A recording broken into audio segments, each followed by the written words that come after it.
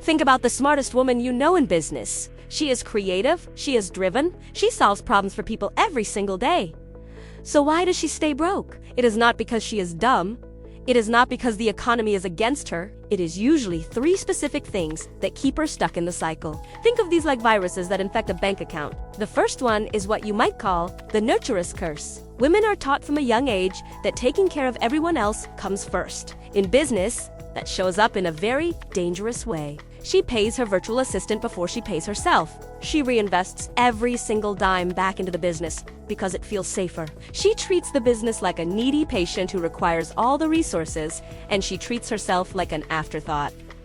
Does any of this sound familiar? When was the last time you paid yourself first without feeling guilty about it? The second virus is what you might call the pretty paycheck illusion. There is a rush that comes with getting a big invoice paid. Seeing that deposit hit the account feels like validation. It feels like proof that all the hard work is paying off. But here's where the cycle traps people. Nobody wants to do the boring stuff. Budgeting feels restrictive, forecasting feels like math class, and nobody liked math class. Tracking profit margins feels like living in a scarcity mindset. Some women think that if they just manifest harder, the math will fix itself. They think positive thinking will make the numbers work out in the end. Have you ever avoided looking at your bank account because you were afraid of what you might see? Have you ever spent money you knew you should have saved just because it felt good in the moment? The universe loves action, but it also loves a spreadsheet. Ignoring the numbers does not make them go away. The third virus is a fear of bossing up. Women often let themselves off the hook. Imagine an employee showed up late every day and missed every deadline. Any good boss would sit that employee down and have a serious conversation. But when a woman misses her own revenue goal, what does she do? She buys herself a latte and says she will try harder next month. She makes excuses for herself. She is soft on herself in the exact areas where she needs to be firm. When was the last time you held yourself accountable for a money goal you failed to meet? Did you actually face the consequence? Or did you just move the goalpost? To break this cycle, a mindset shift has to happen. It is time to switch identities. There is a big difference between being a business owner and being a CEO. A business owner works in the business, a CEO works on the business. A business owner hopes for profit.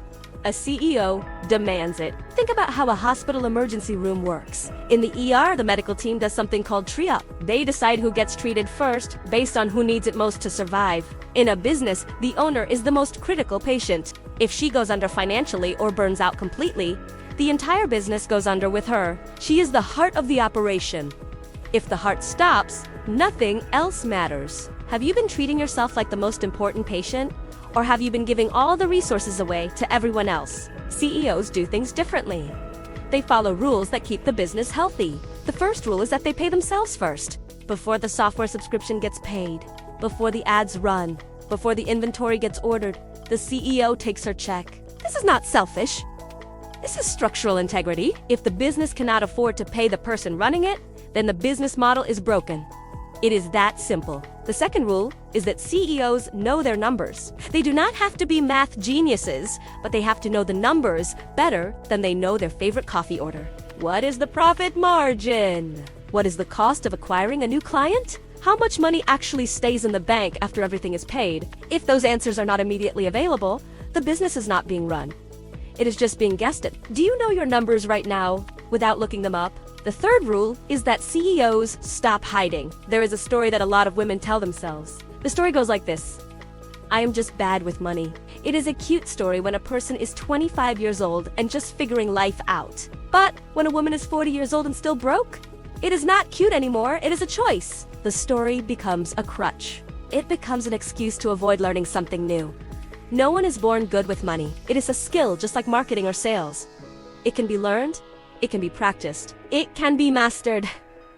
But first, the story has to die. What story have you been telling yourself about money that is actually keeping you stuck? Now, it is time for the action plan. These are doctor's orders for the bank account. The first prescription is called the Profit First Mini Transfer.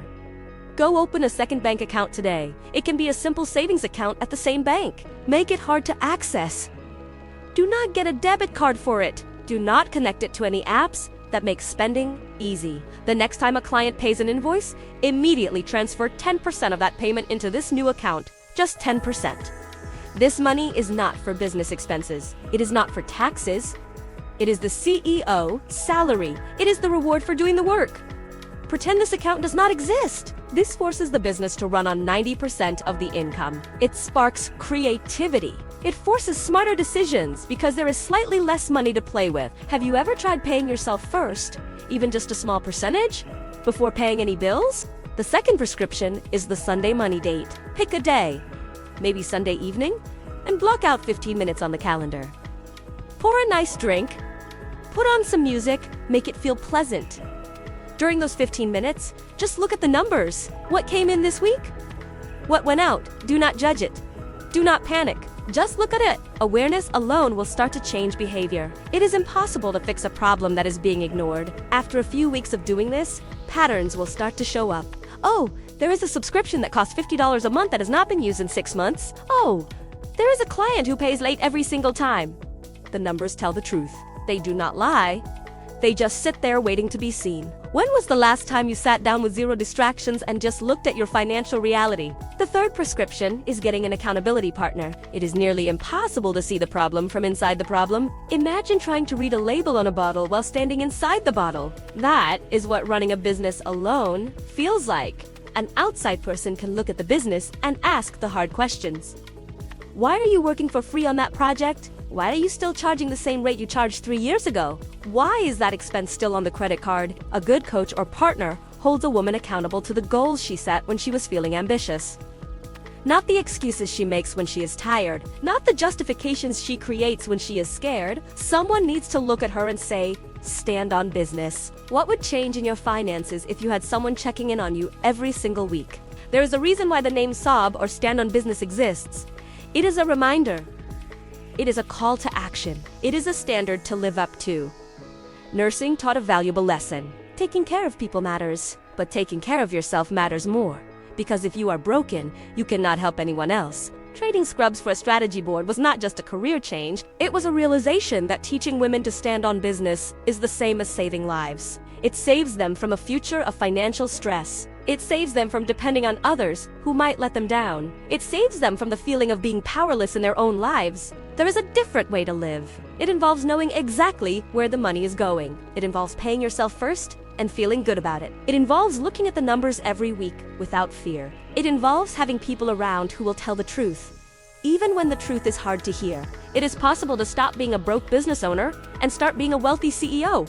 Systems exist.